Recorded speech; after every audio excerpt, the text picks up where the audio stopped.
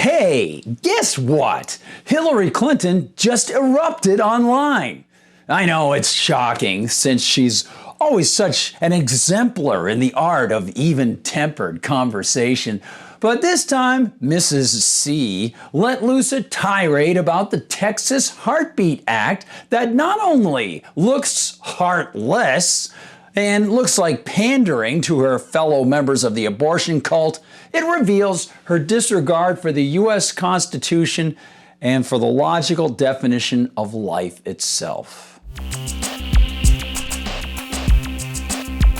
Hi everyone, I'm Gardner Goldsmith for MRC-TV. Yeah, you got it.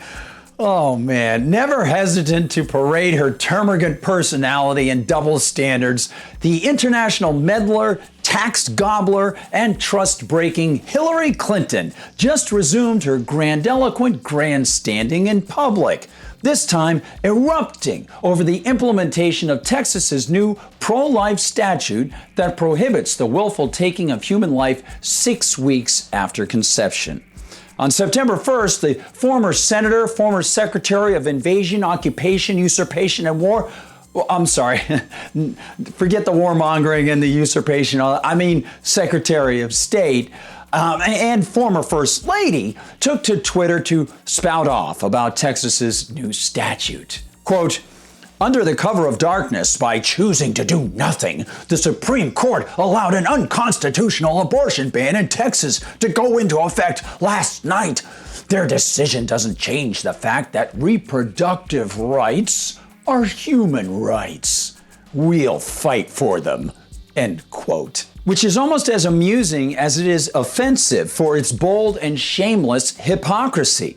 This, of course, is the same woman who in 1993 held secret behind-closed-door meetings with leftist ideologues and pampered corporate executives in the White House to formulate a brazenly unconstitutional Hillary Care statute that she and her husband Bill wanted to impose on every man, woman, and child in the United States.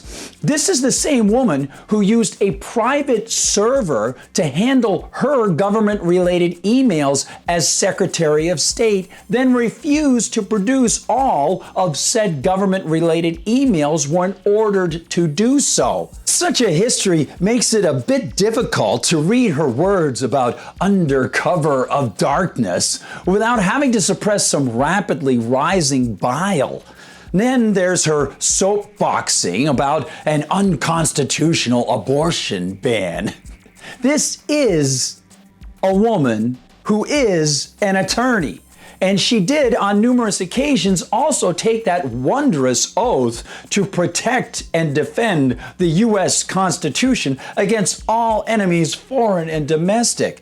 So how is it that she can be so completely ignorant of or uncaring about the actual wording of that rule book called the Constitution?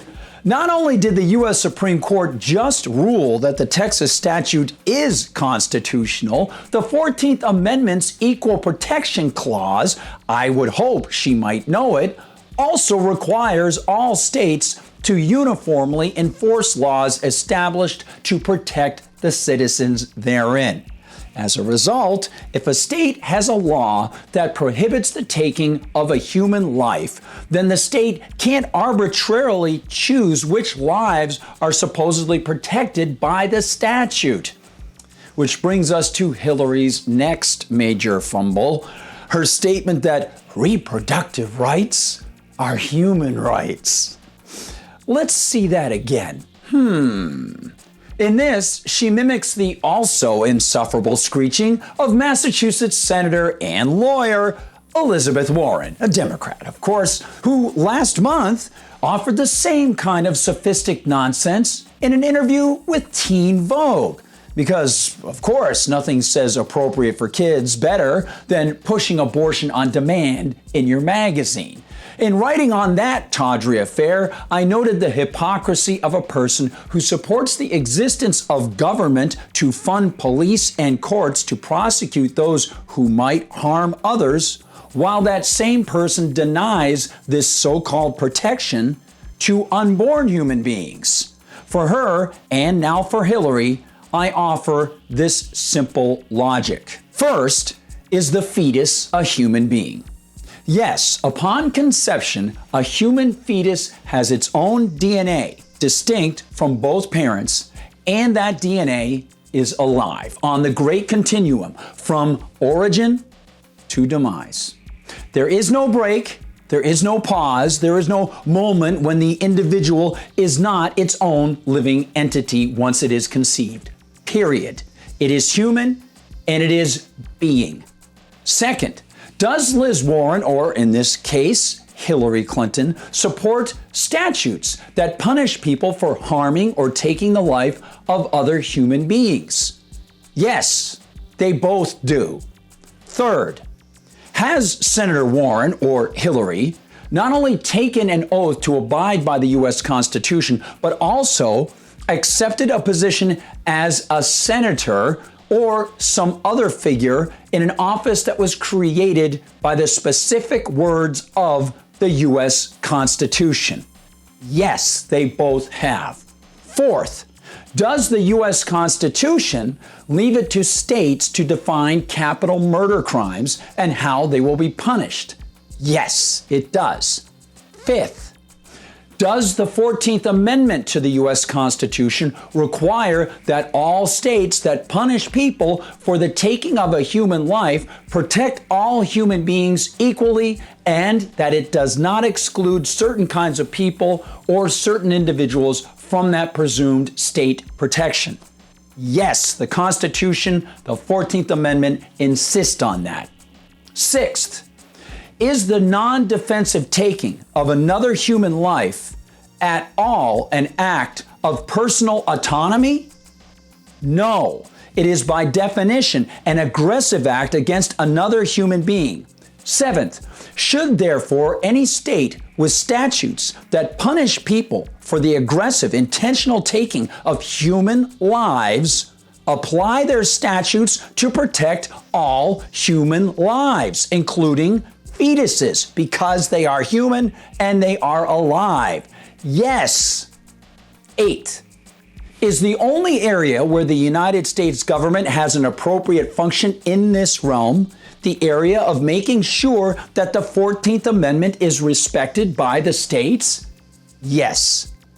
And ninth, are Elizabeth Warren and Hillary Clinton disregarding their oaths to the Constitution? Yes. It would be nice if Mrs. Clinton took a break from posing as a paladin of human rights to recognize that reproductive rights pertain only to the choice of engaging in the act of conceiving. Mrs. Clinton might want to take a moment to consider the fact that once conception has occurred, reproduction has, by definition, occurred. Therefore, ending that new life is not about one's own rights, but about infringing on the rights of the other newly created human being. It's pretty simple. And the Texas statute banning most abortions at 6 weeks and beyond conforms to the original concept that government is created to protect lives from aggression by others. Unless Hillary is willing to toss aside her adherence to the belief that government should exist, unless she wants to eschew the notion that the state itself is supposed to protect her from others, she openly adopts the idea that such a government function is supposed to protect every human being universally. As a result, her tweeted protestations over the Texas Heartbeat Act of 2021 are reminiscent of the classic lines uttered by Shakespeare's Macbeth. It is a tale told by an idiot, full of sound and fury, signifying nothing. Thanks for joining me, everybody. Hey, if you're watching on YouTube, I'll see you in the comments section. Please double check every once in a while to make sure that you are still subscribed, because that still happens. People still get knocked off. And please share these videos with people. If you're on Facebook, I know it's difficult sometimes because their algorithms go after us, but we'd love to see you share our videos on Facebook as well. And you can always find MRC-TV there. And please join us on Rumble, because that website is fantastic and we really Love seeing all the people joining us over there. And of course, you can find us all the time at MRCTV.org. That's MRCTV.org. For MRC TV, I'm Gardner Goldsmith.